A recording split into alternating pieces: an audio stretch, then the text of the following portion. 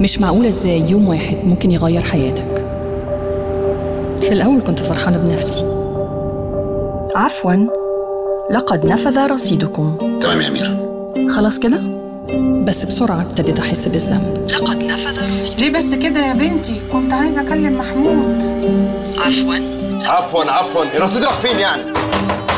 وراكيش غيري يا ست انتي؟ لقد نفذ رصيدكم. عفواً. لحد ما وصلت ما بقيتش أسمع ولا أشوف غيرها. عفواً حبيبتي، لقد رأيتكم.